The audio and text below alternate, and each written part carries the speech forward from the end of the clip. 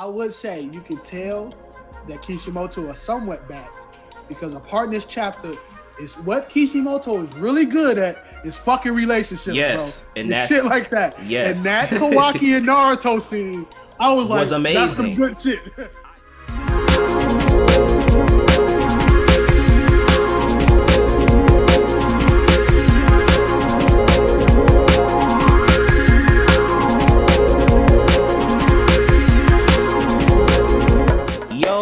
What is going on, my fellow otakus and otakuists? It's your boy Cam from YouTweaker Media, presenting you guys with another episode of Black Otaku Reviews. And with me, I got the boy DC.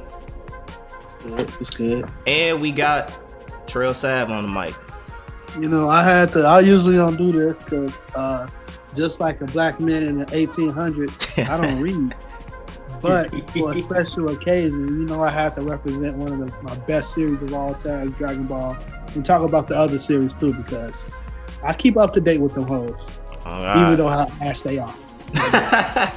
Yeah, we'll get into some of that stuff a little bit later. But before we delve into the topics, be sure to like the video, comment, subscribe to the channel if you have not, and click on that bell icon to turn on post notifications so you guys can be updated on the latest and greatest as far as content on the channel. Be sure to check our description box below to get links to artist credits and also all of our social media pages.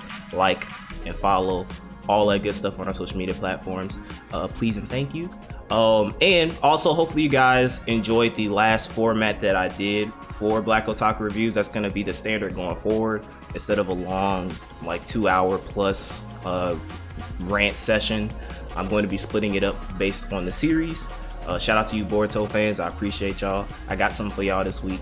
But with all that being said, let's get started. So we are going to be covering we're going to be covering Boruto, Dragon Ball Super, My Hero, One Piece, and Black Clover. So we are going to start with Boruto chapter 60, A Place to Belong. Now, I am going to be completely and hopefully honest. Let me switch to overlay. I actually somewhat enjoyed this chapter. I think that this is... So the problem I have with Boruto is when they focus on this extraterrestrial alien Otsutsuki crap that I just don't care about. I stopped caring about that during the 4th Great Ninja War. I didn't really care about it in Naruto the Last because I was only there for the romance between Naruto and Hinata. I could care less about anything else. And I really didn't care about it when I first got introduced to it in the Boruto movie. Why I like this chapter is because it does something that I think Naruto and Kishimoto excel in, is characterization. Specifically when it comes to Kawaki's character. And Kawaki is starting to appeal to me more. I liked what they were doing as far as like, so the beginning chapter, it kind of opens up with them kind of talking about Code and like his abilities and stuff like that he has this power where he leaves a mark on a location and he's able to transport there. So they noticed that there are like marks around like the village area. So essentially they're like, Shikamaru is basically saying that like Code is essentially trying to kind of like thwart their attention everywhere else and catch them off guard, because as we all know, their ultimate goal is to kill Naruto, kill Sasuke, and capture Boruto Kawaki and use one of them as a sacrifice to resurrect the Ten Tails. So we get some more information on that, and then we cut to stuff I don't care about. Like, this is the stuff I don't care about. The Code, the Daemon, all that other stuff. They're essentially talking about Code was trying to get more information on Daemon's ability, because all we know so far is that he has that stupid OP ability where if he sees that if you think of attacking him in a threatening way, it's going to happen to you. I don't know why I still don't understand that. But Code demonstrates one of his abilities. Like I said before, he leaves a claw mark and then he's able to freely transport between those two places, and he can take multiple people with him. He tries to get more information off of Damon's ability, but the freaking other chick, I forgot her name and I really don't care. I'm gonna call her Tsundere Hinata ripoff. Man, She look just like a mom. Yeah, she like Octo. What's that freaking Switch game? Splatoon. I'm gonna call her Splatoon Hinata because she has that octopus hair that they like to do. But essentially, she's like, nah, you're not gonna get any more information out of Damon's abilities. You're not gonna get any more information because it looks like she has even more OP abilities that we don't know about. Like, just, come on, bro. Like, if you want to kill off Naruto and Sasuke that bad, Goku them. I'm telling you. Have Naruto make Naruto have a heart attack in the middle of nowhere. He dies, and then Sasuke gets hit by a random bullet somewhere. Who cares, dog? It's painfully obvious that you are making these characters absurdly overpowered so that you justify the fact that you made Naruto and Sasuke after Shippuden broken as all hell to the point where you have to make even more absurdly broken people to match that, but also using BS methods to nerf Naruto, aka losing Kurama, Sasuke getting stabbed, his Rinnegan eye getting stabbed by a possessed Boruto. You know what's crazy about that though, and it's stupid in like story wise. It's like you nerf them in a sense. You take Naruto's Kurama away, you take Sasuke's Rin and Sharingan away, but you take that away for no reason. Because the powers that you already set for these niggas, the fuck is a tail beast doing? The fuck is because the powers that I see that these people, this nigga just pull somebody out of fucking stitches. Yeah. I don't even know who the fuck this nigga is. Like, and then like Jigen, the big bad, I guess, can literally control people's bodies the which Orochimaru thought he could, bro. So there's like, what's going on is like, you don't have to nerf them. These niggas already coming from the fucking moon. So you don't have to take Kuruma away. You don't have to take, like, I don't like that. I don't like, because it makes it seem like this story comes out of thin air, which all stories do, but there's no, like, substance behind it. I know this is my first time talking Boruto on the channel, but, like, okay, think about it. Like, we learned about Kaguya and what she is and how she is the mother of chocolate and shit like that. It's stupid, but we understood. Then we learned about Momoshiki and that whole thing and the dude that tried to take Hinata and stuff like that. We understand. It don't make fucking sense whatsoever, but we understood. This shit here is just like, where did these niggas come from? Like, what's that Tay Diggs fucking meme? Who is these niggas? Like, who is these niggas? Exactly. But it's just weird, man.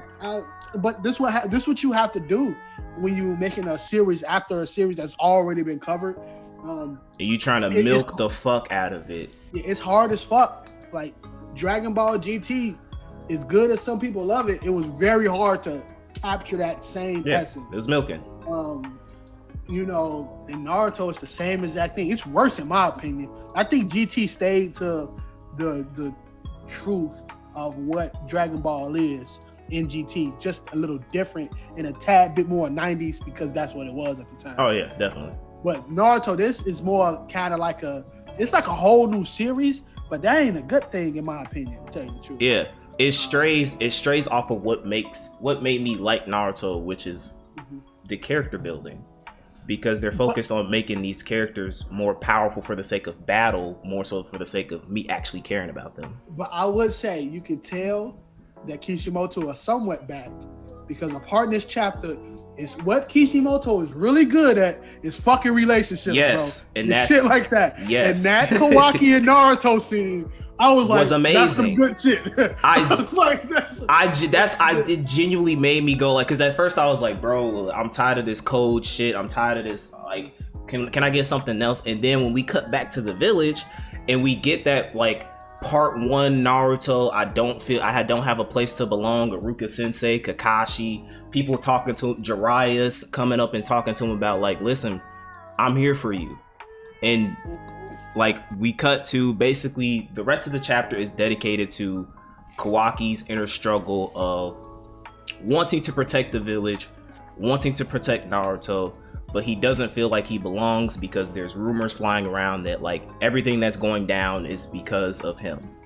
So basically what happens is that, he's sitting on Naruto's head. He's like, I'm gazing at this village and it's like man, I love this place. It's so good, but I just don't feel like I have a place to belong. And then Naruto, in like a great, and this is like, I'm like, this is prime Naruto. This is the Naruto that I expect.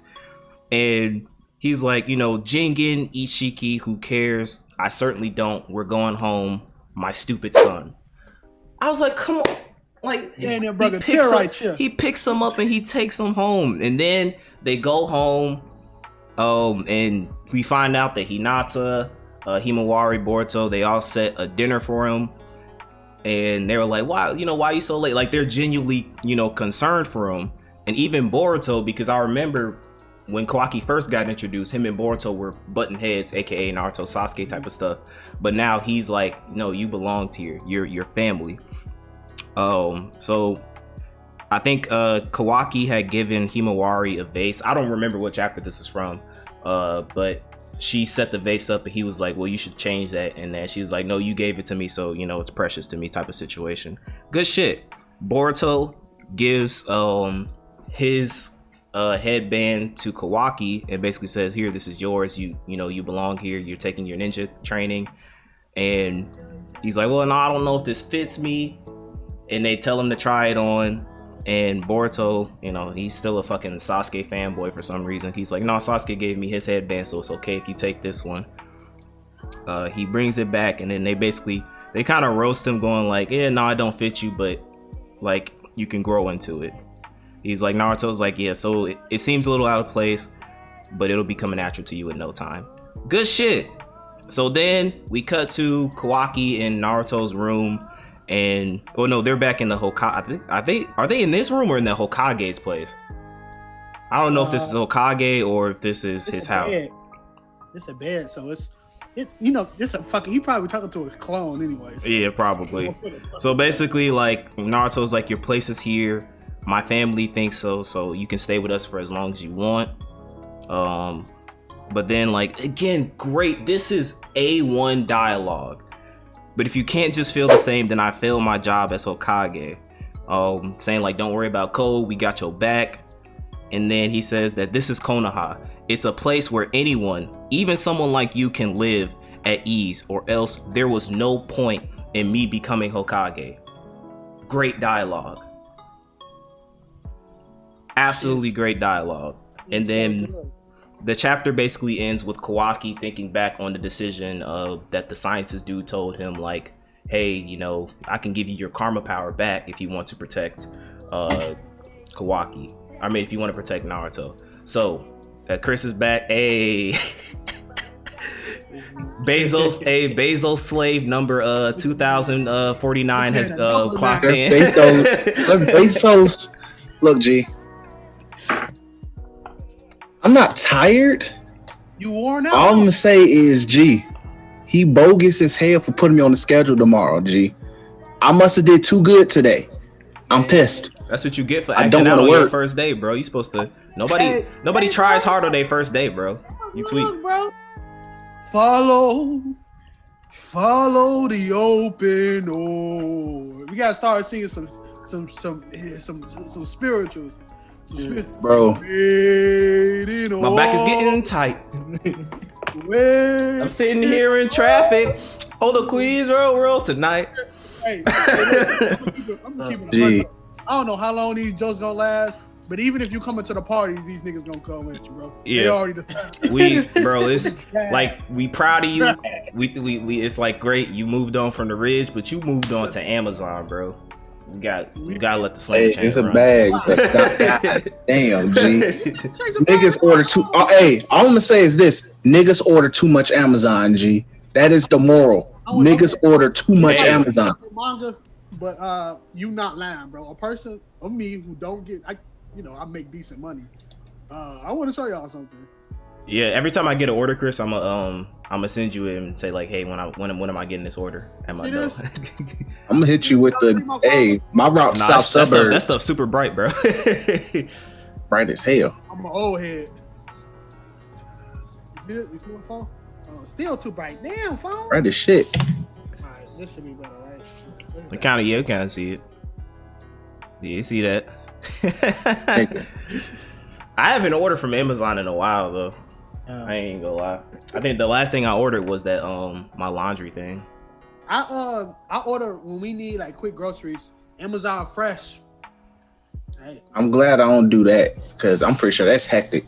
I don't want to do nobody grocery shopping. They do. They got really good delivery. They do it in like you could ask like in intervals that you want it. Like if you want it in a 2-hour window or a 1-hour window, it's really nice. Yeah. I do it. Make sure it come when I get off work. But back to Boruto. Yeah, but back to Boruto. You know what I'm saying? We had to welcome Chris in. Bezos slave number 2049.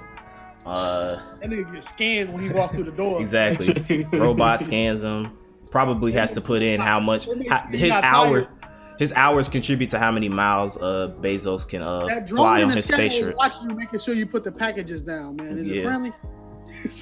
Texting on the job too, boy. That boy wild. But anyway, Boruto was I really enjoyed the last part of Joe Boruto's chapter because this gave me ties to OG Naruto as far as like relationship between the characters, character development, things like that. Like Naruto staying true to his character as far as like wanting to become a Hokage so that everybody can be accepted in his village. And we got to see that displayed with Kawaki, who was a character that when he first came out, I remember talking about this on the pod. I hated him.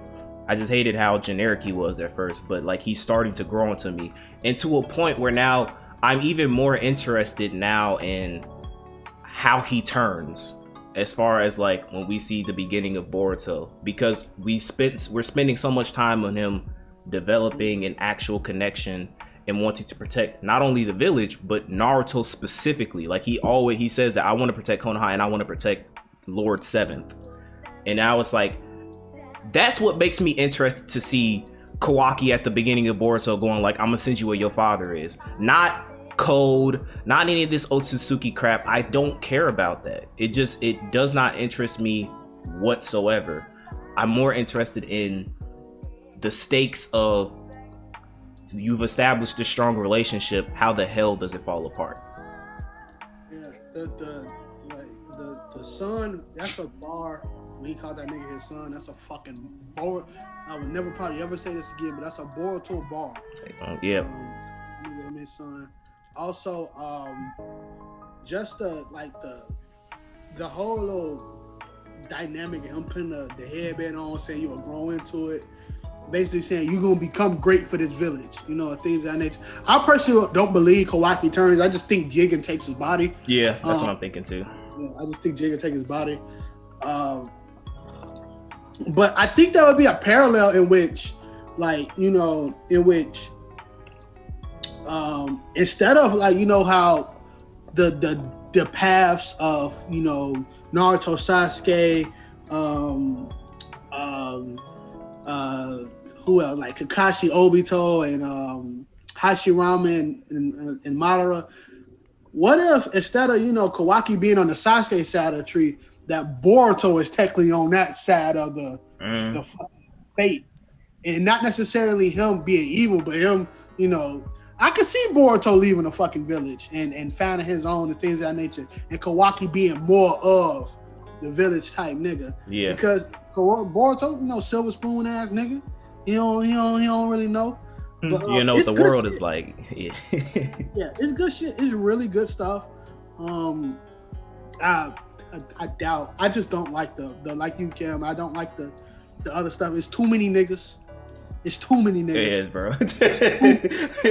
Like, I don't know none of these niggas. I don't know that short motherfucker. That other nigga putting niggas inside of stitches. I don't know him. It's more than one female. That's rare for Naruto. Like, it's too many niggas, bro. Yeah. It's too. But yeah, see, there you go, Boruto fans. I know y'all was mad the last time I blasted this series. It was like, can't believe you said Boruto's unnecessary. It's called clickbait. It's called YouTube algorithm. It's called you clicked on the video and I'm living in your head rent free. So I appreciate y'all. But I can say good things. Just because I don't like a series does not mean that if there are good parts of it, I give praise where praise is due. And this chapter had a great moment that I'm gonna call it out for and praise it for. So that was Boruto. I'm looking forward to next chapter as far as seeing kind of Kawaki's decision. I'm pretty sure he's going to take the karma thing. But if it's any more indication of keep continuing to build the relationship between Kawaki and the village, Kawaki and Naruto, Kawaki and Boruto, I'm all for it.